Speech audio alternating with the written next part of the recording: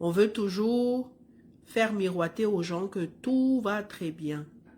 Ou sinon, on va, tu sais, on veut pas que les gens soient trop au courant qu'on a des soucis, qu'on a des problèmes ou qu'on a peur.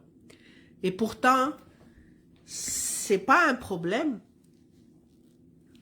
Mettons que si vous démarrez un projet ou une entreprise et que après un an ça marche pas, bah il faut juste fermer l'entreprise et démarrer une autre. La peur de l'échec, en fait, c'est une peur de se faire juger par les autres. La peur aussi de se faire juger par soi-même. Alors, si vraiment vous avez une empathie envers vous-même, ayez un peu plus de... Comment on appelle ça? Ayez pitié de vous-même. N'imposez pas une pression inutile sur votre propre vie. Si l'échec arrive, ben, on va gérer l'échec en avançant. Et vous allez voir que dans les pays, justement, francophones, souvent, on a toujours peur de se faire juger par les autres. On a peur que, ah, qu'est-ce que mon entourage va dire? Ah, qu'est-ce que ma copine va dire? C'est pour ça qu'on accorde beaucoup d'importance à l'apparence extérieure.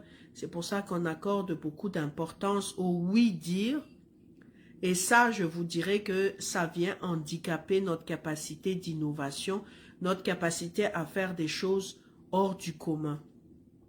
Alors souvent, quand une personne a tellement peur d'échouer, parce qu'elle a peur, elle se dit je vais être ridicule, ben automatiquement elle va reporter toujours à demain. Pourquoi? Parce qu'elle veut s'assurer qu'elle a toutes les capacités avant de démarrer quelque chose. Or, moi je vous dis vrai, on n'est jamais prêt à démarrer quelque chose. C'est-à-dire que il y a toujours quelque chose qui manque. Mais le principe est que c'est comme les principes des Japonais, l'approche, on appelle ça l'approche Kaizen.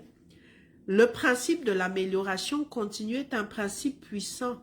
C'est-à-dire que tu débutes un projet avec une certaine incertitude, sans la garantie que tu as toutes les compétences, mais tu vas gérer les problèmes au fur et à mesure, mais avec la dimension la plus importante, c'est de focuser sur tes objectifs. Deuxième source, deuxième cause plutôt de la procrastination, c'est le perfectionnisme. Souvent, on dit, ah ben elle, c'est une fille qui est perfectionniste. Des fois, vous voyez des gens qui sont fiers de dire, oh moi je suis de nature perfectionniste. Mais sachez que le perfectionnisme n'est pas nécessairement toujours une qualité. Le perfectionnisme peut amener une personne à reporter à demain toujours les choses qu'elle doit faire aujourd'hui.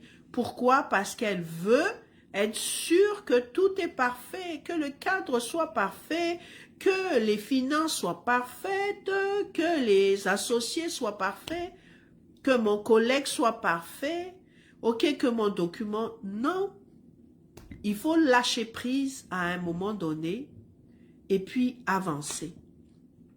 Alors, le côté perfectionniste, il faut le travailler. C'est-à-dire qu'il y a des gens qui...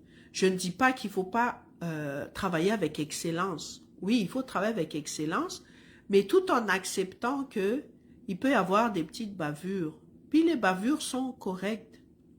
Si vous attendez toujours que tout soit super parfait, moi j'appelle ça des fois la surqualité.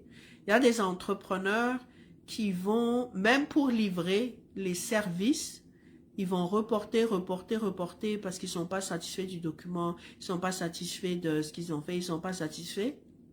Si bien qu'ils tombent dans ce que j'appelle la surqualité. Et la surqualité, elle n'est pas rentable. Si vous vendez un produit ou un service de niveau, mettons 5, et votre client, il s'attend à un niveau 5, et vous, parce que vous êtes perfectionniste, vous voulez donner du 7, ben ton client, il s'est attendu à une perfection niveau 5, toi, tu veux lui donner du 7, mais qui va payer pour l'écart des deux niveaux? Alors, la surqualité n'est pas nécessairement toujours payante. Alors, il y a une prise de décision de lâcher prise. C'est-à-dire que moi, il y a toujours un exercice que je fais quand des fois je prends des décisions où je suis encore incertaine. Ok, je me dis, ok, si on démarre, on n'est pas prêt. Quelle est la pire chose qui peut arriver? Ah, on risque de perdre de l'argent. Ok. Et alors, si on perd de l'argent, quel est le problème? Bon, ben, il faut reprendre. Ok, bon, alors si on reprend, quel est le problème? Il n'y en a pas de problème.